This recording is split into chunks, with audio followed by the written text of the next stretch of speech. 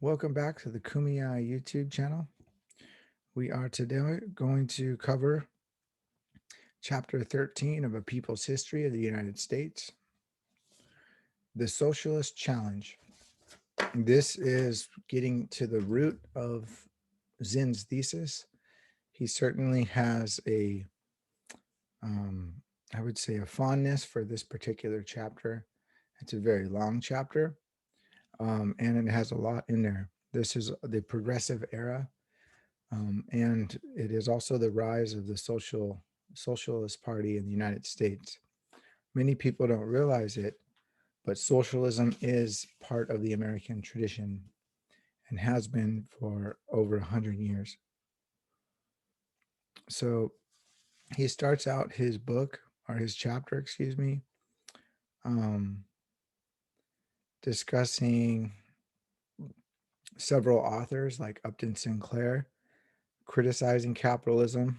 The Jungle, for example, if you haven't read it, it's a really good book, and it's about a shocking account of the Chicago's meatpacking plants. This would eventually stimulate regulation. You also have Jack London's People of the Abyss, quoting Karl Marx, saying, "Let us control the machines." You have the Iron Heel warned Americans about fascist states. Modern man lives more wretchedly than the caveman. A lot of new literature coming out at this moment in time. You have the rise of Emma Goldman and the anarchist movement. So, in addition to the rise of the socialist movement, you have the anarchist movement. And so you have also to further consolidation of bankers and corporations becoming bigger and larger at the time. For example, all railroads were consolidated into 6 lanes from 1,000.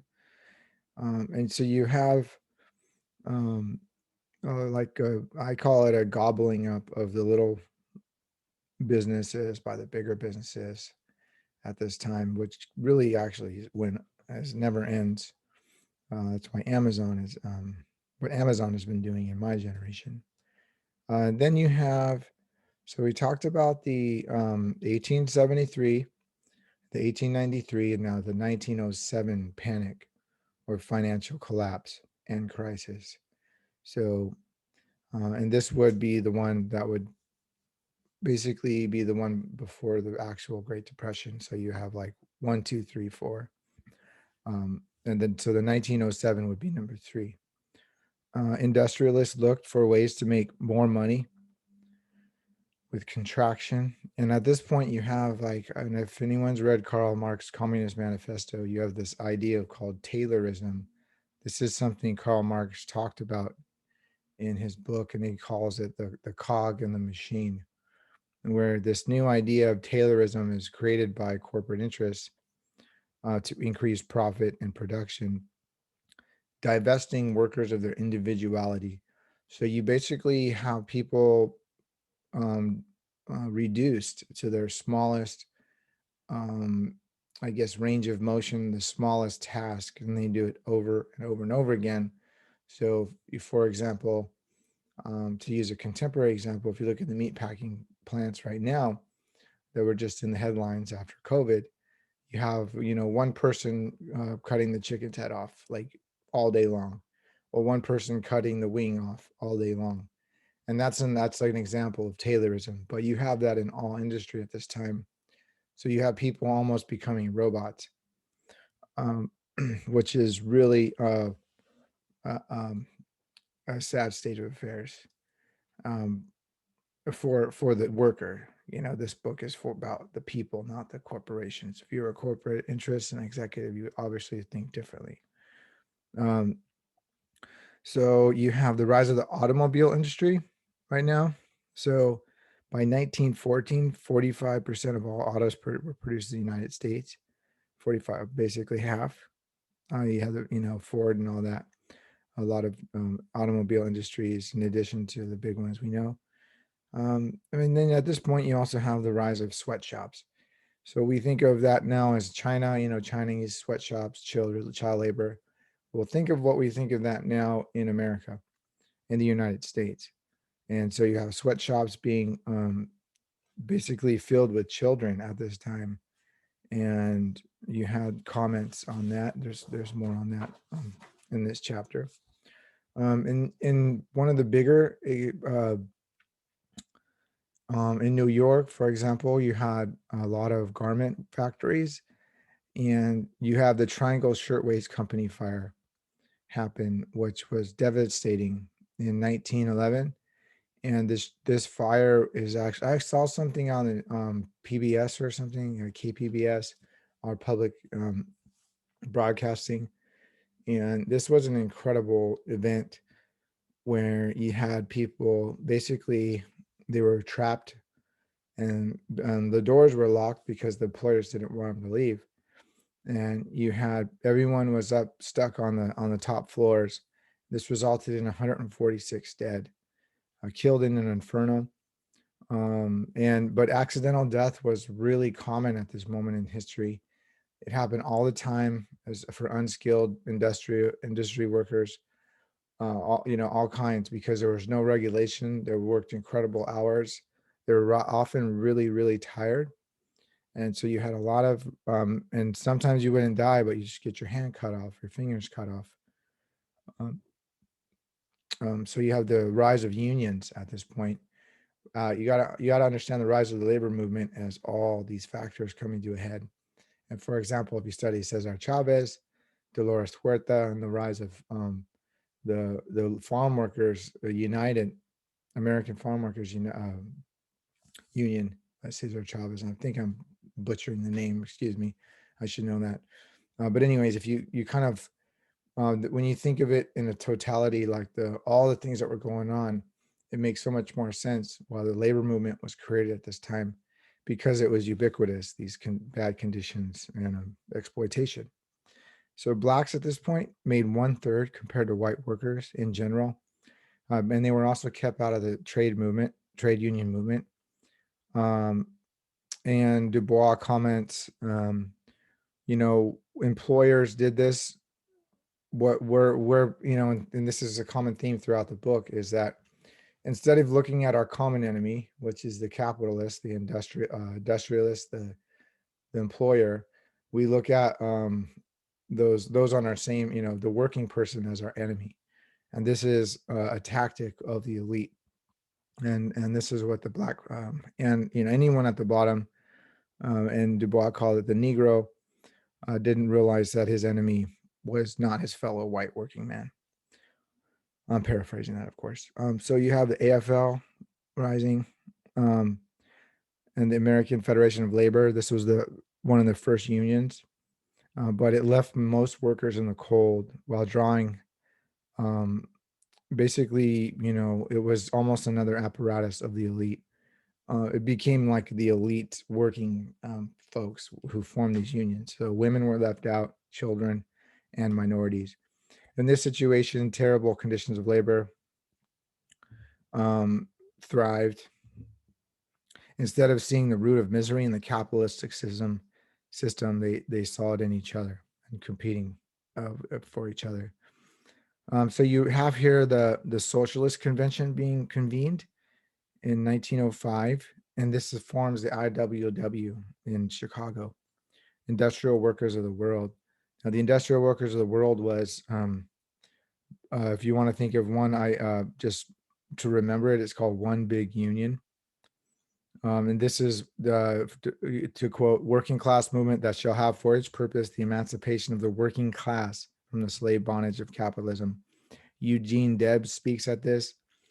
And their idea ultimately was to bring everyone together without affiliation of any political party, realizing that, this division of sex, race, and skill was at the root of their weakness. So by getting one big union, having everyone involved, not really focusing on one political party, they were trying something new, and they took direct action. And they did a series of like militant type ways of making change. So the IWW were militant and courageous, and what they did was they would bring the system to a complete halt. And this was the general strike. So the general strike was basically summed up in one sentence. So Joseph Eder, IWW organizer, states this: if the workers of the world want to win, all they have to do is recognize their own solidarity. They have nothing to do but fold their arms and the world will stop. The workers are more powerful with their hands in their pockets than all the property of the capitalists. And so the general strike, so they use a series of tactics that would basically bring the complete system to a halt. We're talking food, everything. And so what they would do is they would organize not only the factories to shut down, but the whole town. And so they were shutting down towns at this time. So you can imagine politicians and presidents, senators, legislators were really scared at this time. And it was as they looked at it as a state of domestic terrorism. And I mean, that's probably, they didn't use that. I don't think they used that term at the time, but I'm just trying to think of something today where we would understand. And so they had a reaction to that. So the authorities would, like, here's a good example. So or here's an interesting part of the book, this chapter. So they started doing this, shutting cities down, shutting towns down. Say a factory wanted to strike, they would call the IWW. They go, okay, here's how you bring the whole town to a grind, a stop. And so the authorities started passing gag laws. So what they would do was they would just go there. They would all get arrested. They would flood the jails, and you wouldn't know what to do with them. And so basically, what happened was no one had done this before, and everyone would just stood around confused. And I'm talking about the authority. And so it was really interesting time. And so these free speech things were enacted. There's something here. So I live in San Diego. I remember studying this in history when I learned it at my college. And folks, the IWW came here to San Diego. In fact, someone was tarred and feathered out in the desert. They were brought out of the sheriff. They got arrested. Somehow they got taken out of the sheriff jail, and they got tarred and feathered in the desert. There's an incident of Jack White jailed for 6 months in San Diego. So, all this stuff comes close to home. Oh, John Stone in Plus One, released from San Diego jail at midnight, was driven out of the city and beaten with blackjacks. I heard he was tarred and feathered too. There's a couple of stories I heard. So yeah, that's a little local folklore for you, or local story to bring it home. So the IWW is everywhere. We had a lot of strikes really taking form at this time. And as I said, so they would be called in. So the IWW leader would be called in to conduct the strike. So they were kind of became what's the word? Really honed in their methods and their tactics. And eventually, though, these leaders were, and we'll come to see later with World War One, that the IWW and beyond that were basically beyond World War One.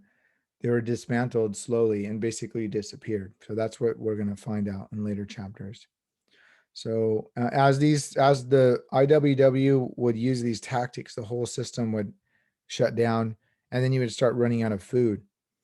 And then you had, it would really take a lot of fortitude and solidarity, because it was no joke when they did these things, when they shut the cities down. Like, for example, they would shut utilities and all that off. Okay, so let me keep going, keep my momentum. Okay, so let me just take a look at my notes real fast.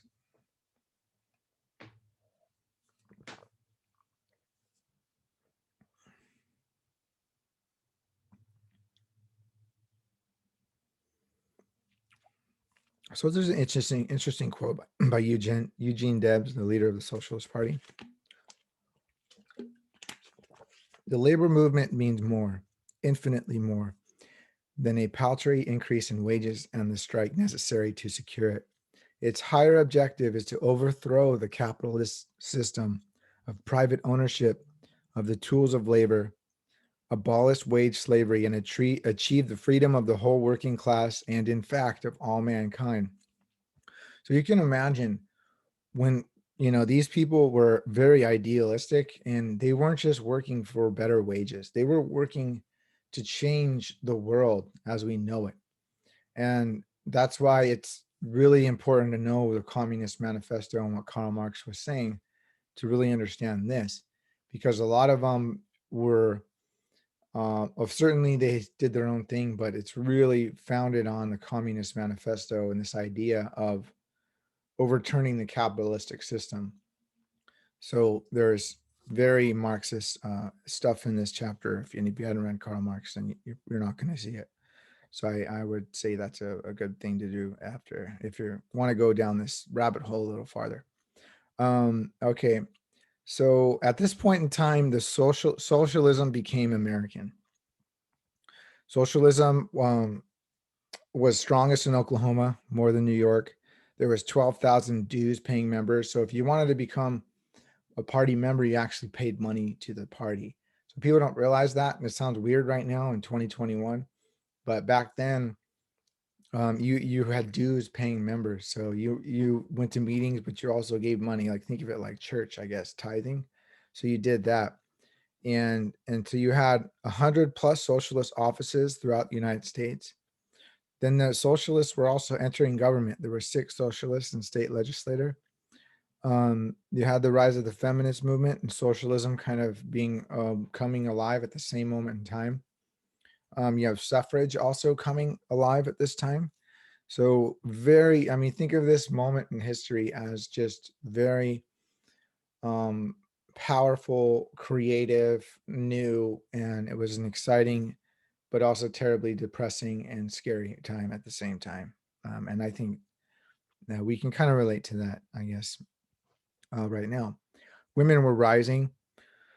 There was more in the labor force, more in colleges, more choosing an untraditional lifestyle.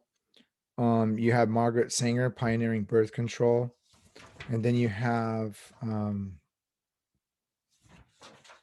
Emma Goldman. So one of the interesting things is that Helen Keller, for example, was skeptical of the suffrage movement.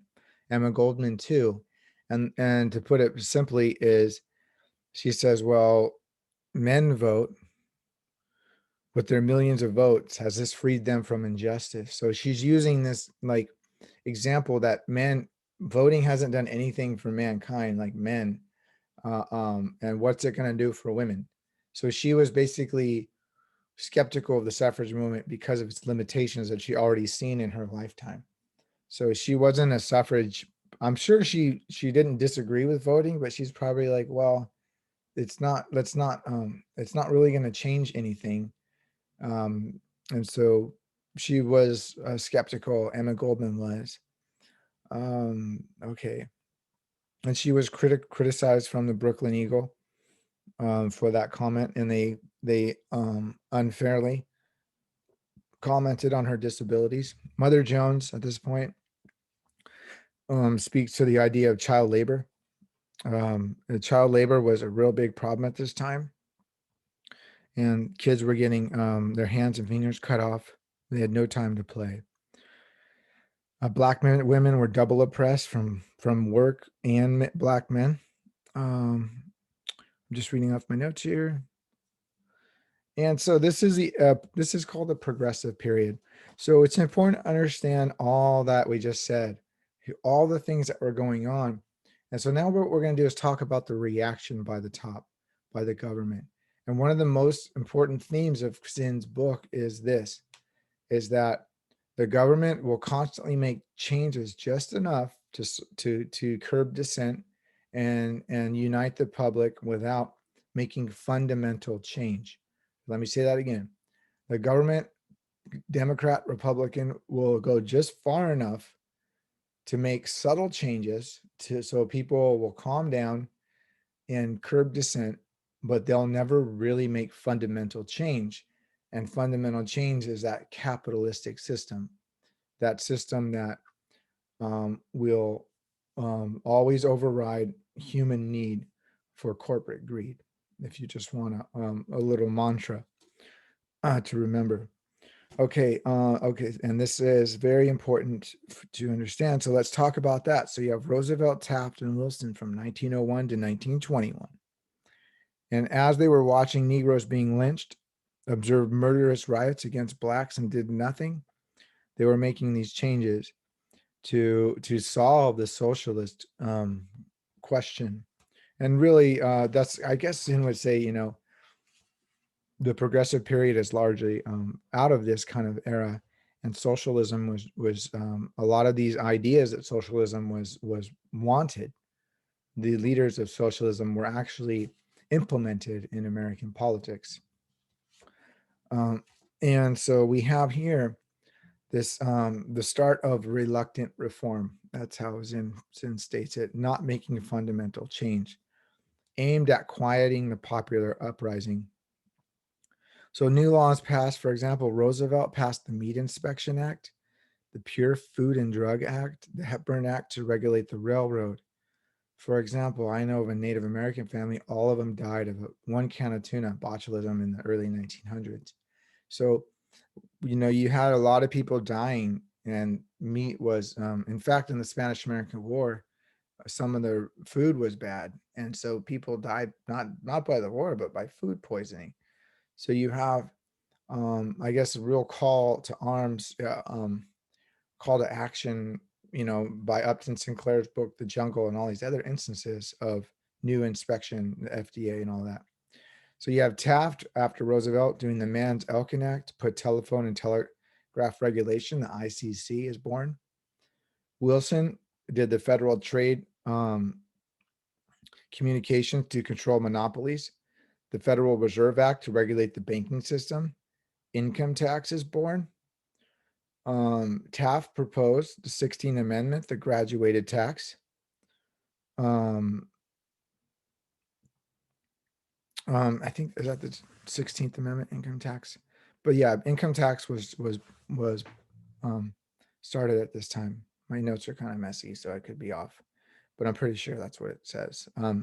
16th Amendment, election of senators by popular vote instead of by state legislator, which is in the Constitution.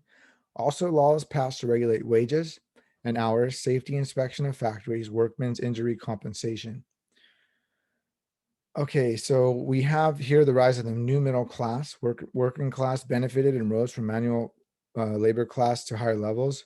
So you do have some upward mobility for some immigrants, and the new middle class is born. However, minorities never had any of these gains. You have right here, for example, if you study Mexican American history, a lot of Mexican Americans start becoming our number one immigrants after World War I. I think because of the borders were closed, we stopped getting immigrants from England, from Europe, and also World War II. But just to summarize, you don't have immigrants, Mexican Americans experiencing this new middle class. It was largely Jews and Italians, and so you have a lot of these folks rising, some benefiting. Fundamental conditions did not change, however, for the vast majority. Okay, and you have here the president Roosevelt still being in cahoots with big business. So two of Morgan's men arranged private negotiations with Roosevelt to make sure trust busting would not go too far. New emphasis on a strong government aimed at stabilizing system to benefit upper class. So the Bankers magazine, there's an interesting quote on the Teacher's Edition 253, wrote in 1901, as the business of the country has learned that the secret combination, it is gradually subverting the power of the politician and rendering him subservient to its purpose. So you have really, we talk about it today, how money and politics are so, that's the problem with American politics. you have that becoming more consolidated by 1901 as the Banker's Magazine. So the politician is now serving the business person. In 1904, you have, okay. And one of the things that, so, Zinn really focuses on workers. That's the people's history of the United States. He focuses on unions. And one of in this chapter, and throughout many of the other chapters, which I think is probably his strongest part of his whole book. And what he says is this, that the NFC, these government apparatus, they worked with unions to marginalize the militant ones. So, and that's what Zinn always, that's the core of this chapter, is that, the government will make just enough change, but not too much to get what it needs. And that's it. So once the government gets what it wants, it stops. And what it wanted was to stop the militant unions, the far, far left. And so what it would do was appease the ones in the center and then stop there and then basically get rid of the left. And we'll talk about that, the extreme left. So it drew up workman comps bills. 12 states passed, 42 states passed the bill by 1920. So you have definitely some gains. So certainly some history books would write about the progressive era very differently than Zinn. Okay. So certainly Zinn has he takes the perspective of the people, not the government. But okay, so progressive movement more efficiently. The progressive movement created more efficiency and stability, and it was disguised to fend off socialism. Conservatives, while they fought socialism blindly, progressives fought socialism intelligently and seek to remedy the abuses and conditions upon which it thrives. Roosevelt was Progressive Party candidate for president of 1912. Socialist movement was growing. Colleges, churches, newspapers, and you have the rising tide of socialism at this moment. And the question, one of the more poignant questions posed in this chapter is, did the progressive reform succeed in doing what they intended? Stabilize the capitalistic system by repairing its worst defects, blunt the edges of the socialist movement, restore some measure of class peace in a time of increasingly bitter clashes between capital and labor? That's an open-ended question. Movements began to grow. The IWW was the most poignant one, and it started to really agitate. And this chapter concludes with the coal strike of 1913 to 1914 that lasted 8 months. This mine particularly was owned by the Rockefeller family. So the strike came out of this. So it was murder of one of the organizers, low pay, dangerous conditions, and some called feudal domination of their lives. And so you have ultimately the Baldwin. It's this kind of company, I guess almost like a militia company, I would call it. And they were like hired like strike breakers, but a little bit, I would give them another term. They were hired to break everything up. So they raided the tent colonies with Gatling guns. The National Guard was called in to destroy the strikes, brought in strike breakers. And so it was like you pay these people off. And it was just, it's hard to imagine this in our common time, but it was pretty crazy back then. So you had these, folks hired and coming in with guns, shooting down the tents. And they held out. Furthermore, there was 26 dead, 11 children, 2 women were charred from fires set. So about a dozen people, mostly children, were set ablaze. Colorado became the national event when actually 66 were dead. Unions rallied with support. President called in federal troops. New York Times takes sides with the corporation. Event proves threat of class rebellion. And you have the chapter kind of conclude there. All right. So that'll be it for today. Thank you very much for watching my my book review of chapter 13. We will continue next Monday with chapter 14. That'll be about World War I.